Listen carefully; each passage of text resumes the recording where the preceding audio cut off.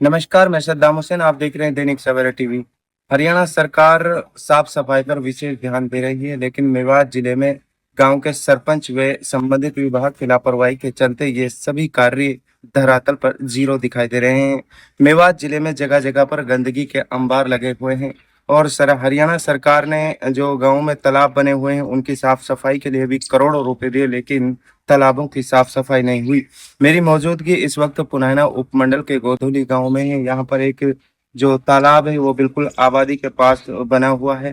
पूरे गांव की गंदगी उसमें आ रही है और जो यहाँ रहने वाले लोग हैं वो गंदगी से परेशान हैं।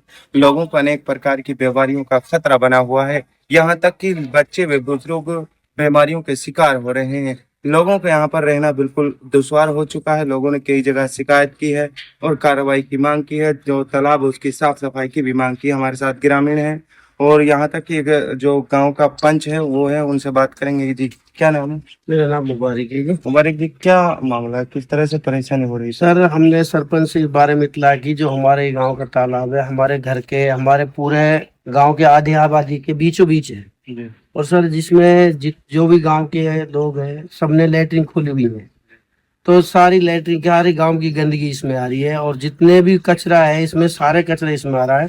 एक हफ्ता पहले हमारे सारे बच्चे बीमार हो गए थे, हम उनको लेके हॉस्पिटल गए तो उनको रात को दम घुट गया। तो यहाँ पे एक ऐसी गैस बन रही है इसमें ऑक्सीजन। मैंने सरपंच से बार बार इतला की, सरपंच मैं पंचायत मेंबर हूँ, आपसे रिक्वेस्ट कर रहा हूँ इसकी सफाई करा दो। तो सरपंच इस बात पे कोई ध्यान नहीं दिया। तो सर हमारी तो सरकार से रिक्वेस्ट है कि हमारे बच्चे मतलब हमें रात में दिन में रहना यहाँ बहुत बुरा, बदबू से बहुत बुरा हाल है और इसकी सफाई कराई जाए। मैं सरकार से ही मांग करता हूँ कि इसकी सफाई हो, क्योंकि सरपंच तो हमारा कोई ध्यान देता ही नहीं किसी बात पे। जो सरपंच कुछ दबंगगिरी से काम करता है क्योंकि दूसरे गांव से है, जब भी उससे कोई बात करते हैं वो किसी और दूसरे आदमी से फोन पे बोल देता है, किसी दबाव दिलवाने की कोशिश करता है। लेकिन जब भी कोई सच जायज मांग है, हमारे गांव के कोई कई रास्ते ऐसे हैं जिनमें मस्जिद के लिए नमाज पढ़ने के लिए आपको दिखाएंगे, हम नमाज पढ़ने के लिए नहीं जाया जाता। हमारा गांव टच में गोधली की एक पंचायत होने के मजबूरन उसका बहुत बड़ा खामियाजा भुगत रहा है, क्योंकि हमारे गांव में आज तक भी वो सुविधा नहीं मिल पाई जो सरकार हमारे गांव से जो ग्रांट आती है। हमारे गांव में कोई भी काम नहीं होता। हमारे गांव के जो कब्रिस्तान है, अगर आज बरसात हो जाए तो हमारे पूरे गांव के कब्रिस्तान में अगर किसी की डेड हो जाए तो उसको मिट्टी देने के लिए जगह नहीं है। तो सरपंच ने कुछ काम नरेगा चलाई थी, लेकिन नरेगा में बहुत बड़ा घपला, बहुत बड़ा झोल है और कहीं तो गुथने के लिए आता है क्योंकि सरपंच दबंग है, दबंगगिरी से काम कर रहा है। रास्ते है उसके गांव का रास्ता है, वहां जाते हैं तो उसके धौंस है उसमें, क्योंकि उसके साथ उसके 10-5-12 केस हैं जो गुथने के लिए तैयार हो जाते हैं। हमारे यहाँ बुरा हाल है। एक हफ्ते से मैं लगातार कॉल कर रहा हूँ सरपंच से, अगर आप मेरी बात सुनो, मेरी बात सुनो, ये देखो ये हो रहा है। सरपंच ये है कि मैं पंचायत मेंबर सर चौथी बार मेंबर बना हूँ मैं, लेकिन इतना सरपंच पता नहीं क्या है, कोई भी कोऑपरेट ऐसा कोई बात नहीं करता है कि जो हाँ ये मेंबर कह रहा है कोई ठीक है। अब लास्ट में ये है, अगर हम यहाँ से आपके बजाय हम डीसी साहब पे जाते तो हमें धमकाने के लिए आता, लेकिन आपको हम लाइव दिखा रहे हैं कि ये हमारे साथ इतनी मजबूरी है, ये सरपंच हमारा कोई काम नहीं। किचन मेंबर साहब ये बताइए, जो तालाब है पूरी तरह से गंदगी के से भरा हुआ है, तो आबादी कितनी है आसपास में? इस तालाब के पास आबादी कम से कम 500 आदमी, 500 आदमी की आबादी है। 500 घर इसके बीच में है। ये तालाब पूरे गांव के बीचों बीच है। अगर इसमें पानी अवर हो जाता तो सारे घरों में पानी आ जाता, निकलने के लिए रास्ता कोई नहीं रहता। और इसमें सारे लोगों ने लेटरिन के पाइप छोड़ रखे खुले, कोई तो मानते ही नहीं किसी। लेकिन सरपंच इस बात पे कोई, हम तो सरपंच से ही कहेंगे सर कि सरपंच कुछ सुनाई नहीं करता इस बात। तो हमसे इसमें बहुत परेशान है सर। जो आसपास रहने वाले लोग हैं, इस तरह से उनको परेशानी हो रही है।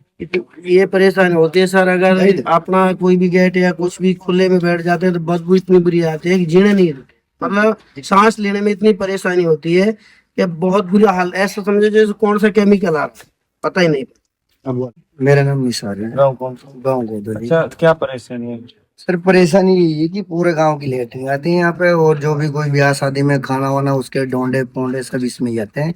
कोई ऐसे समझ जैसे कुछ है ही नहीं यहाँ पे। सरपंच ने बढ़िया मकान वकान अपने बना रखे हैं, वो दूसरा घंटा उसको कोई मतलब नहीं है दूसरे आदमियों से, कौन मरे कौन जिए। यहाँ पे ऐसी बदबू होती है, रात के टाइम में सोया भी नहीं जाता सच में जो बात है। अब देख लो आपके सामने जो भी है उसमें गंदगी व बदबू से लोग बीमार हो रहे हैं। बीमार हो रहे हैं। हम डेली हॉस्पिटल जा रहे हैं, नहीं है तो विश्वास जावेद हॉस्पिटल है, उसमें कभी भी पूछ सकते हो आप। हम डेली हॉस्पिटल जा रहे हैं, खाली इसकी वजह से लेटरिन आती है।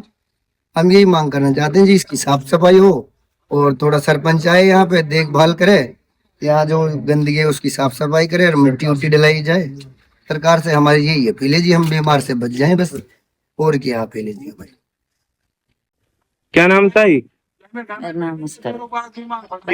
अच्छा, क्या परेशानी हो रही है? हमारी परेशान है भाई, बरसात आ जा हमारे बाहर निकलने रास्ता ना रहे, यहाँ में गंदगी इतनी है, हम पे रुको ना जा रहे ना जाए ना, हमारे बच्चा पे लिखो ना जाऊं तक पानी भर जा हमारे दरवाजा में, अच्छा, और बदबू इतनी आवे भाई, कहाँ करा, हमारे तो मजबूरी है, हमारे तो राह सही, हम कहाँ जाओ वहीं छोड़ के, हमारे बारह की तेज पे हमारो वहां नौकरी लगा ले, रात में छोरा 2 बजे लाया हम पे बहुत परेशान है। और भाई आज साफ ना करवा, ना सरपंच सुनाई करे हमारी, ना कुछ कहे, ना आवे ही ना हमारी या गली में, तो बिल्कुल भी ना आवे, इतने परेशान है हम तो, बहुत ज्यादा परेशान है भाई, हमारी ये परेशानी हल हो जाए, इन कोई बरत करवा दे, इन से हो जाए।